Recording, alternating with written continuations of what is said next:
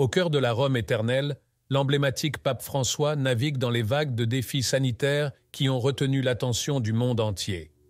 Sa silhouette, vue récemment se déplacer à l'aide d'un fauteuil roulant, marque une profonde réflexion sur la vulnérabilité humaine. Au fil des années, ses combats contre les douleurs aux genoux, aux hanches et au côlon ont forgé un récit de résilience et de détermination. Son opération abdominale en juin 2023 et l'annulation de son voyage à Dubaï pour cause de bronchite suscitent des interrogations sur l'avenir. Dans ce contexte d'incertitude, le monde est à l'écoute de la voix du pape qui, bien qu'enroué, ne cesse de diffuser des messages de paix, attirant l'attention sur son état de santé et l'impact potentiel sur son pontificat. La scène se déplace ensuite au Vatican, où règne une atmosphère d'incertitude.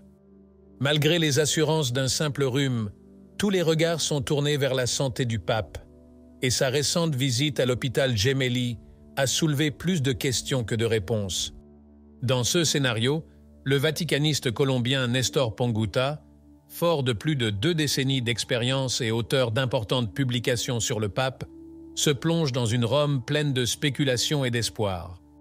Son récit éclaire non seulement la situation actuelle du pape François, mais également les procédures et les traditions qui guident la succession papale, révélant un système électoral cardinal riche et complexe. Pendant que le monde attend, le Vatican se prépare, soutenu par un collège de cardinaux électeurs qui reflète la diversité et la mondialisation de l'Église catholique. Le pape François, avec son leadership et son engagement, a déjà préparé le terrain pour l'avenir, même si les spéculations sur sa possible démission circulent constamment. Sa vision d'un pontificat humble, proche des fidèles et ouvert sur le monde entier, pose les bases d'un héritage qui pourrait influencer l'orientation de l'Église dans les années à venir. Dans ce récit de foi et de fragilité, le pape apparaît non seulement comme un chef spirituel, mais aussi comme un symbole de l'humanité dans un monde turbulent. Sa capacité à affronter la maladie et les défis personnels avec grâce et détermination trouve un écho auprès des fidèles, inspirant un sentiment d'unité et de compassion. Alors que les spéculations sur sa santé et l'avenir de sa papauté s'intensifient, la communauté mondiale regarde avec appréhension. Le Vatican, avec sa résilience et sa sagesse historique, s'enveloppe d'un manteau d'incertitude, se préparant silencieusement à toute éventualité.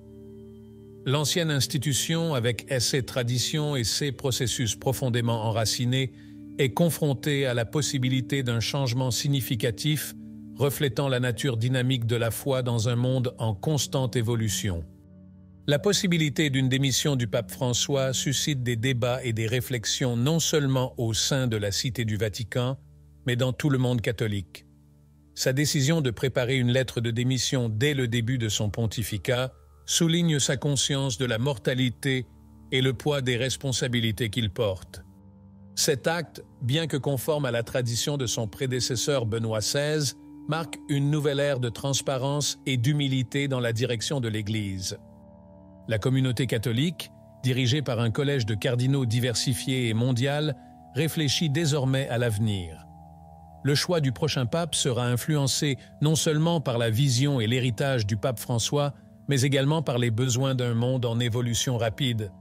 Le dialogue entre tradition et innovation, humilité et autorité, devient central dans le choix du futur leader de l'Église.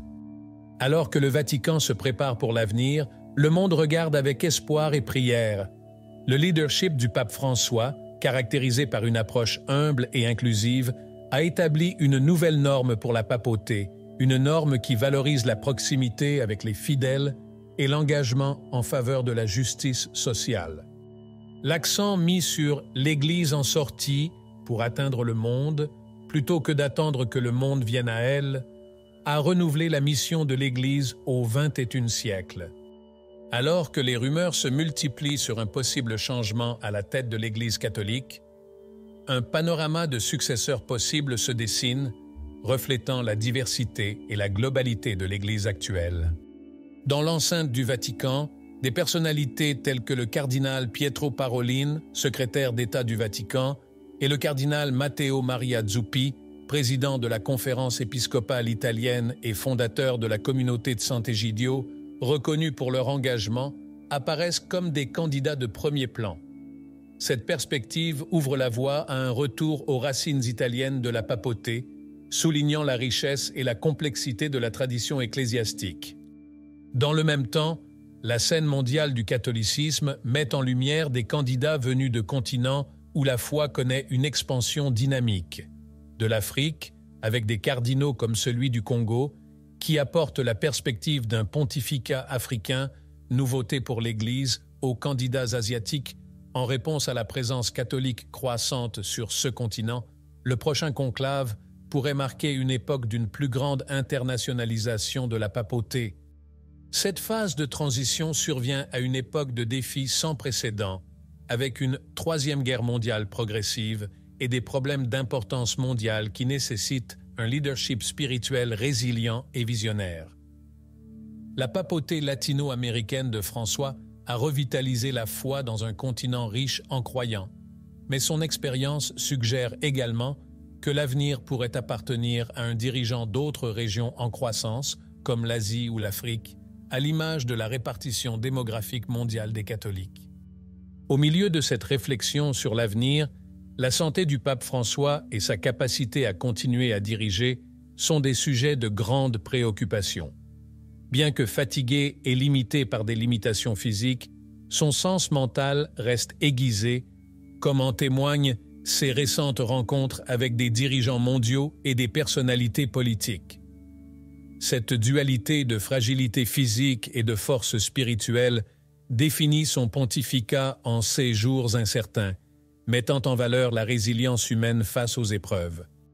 La perspective d'un conclave plus réfléchi, comme le suggèrent les historiens et les experts du Vatican, suggère un désir d'approfondir la prise de décision à une époque d'information rapide et parfois trompeuse. Cette réforme potentielle, destinée à ralentir et à approfondir les délibérations, pourrait garantir que le prochain dirigeant de l'Église soit choisi avec le plus grand soin et la plus grande sagesse, reflétant un équilibre entre tradition et innovation. Le pape François a répété à plusieurs reprises que la papauté est à vie, mais la démission n'a jamais été exclue. Après 11 ans et de nombreux livres écrits sur lui, la vie du pape François sera enfin racontée dans ses propres mots dans le nouveau livre « Ma vie, mon histoire à travers l'histoire ». Le pape réitère qu'en cas de démission pour raison médicale, il ne serait pas appelé pape émérite, mais serait simplement évêque émérite de Rome et ferait office de confesseur. Il répète cependant que c'est une hypothèse lointaine, car il n'a pas de raison aussi sérieuse d'envisager d'abandonner. Dans cette autobiographie, le pape raconte ses souvenirs de son enfance en Argentine jusqu'aux instants précédant le conclave qu'il a élu en 2013. Le pape François revient également sur sa relation avec le pape Benoît XVI, se disant attristé de voir comment le pape émérite avait été exploité à des fins idéologiques et politiques par des personnes sans scrupules. My Life, My Story Through His Story sera publié par HarperCollins le 19 mars en Europe et en Amérique. C'est la première fois qu'un grand éditeur américain publie un livre du pape François. Qu'en penses-tu? Laissez un commentaire ou simplement commentez Amen. Que Dieu te bénisse.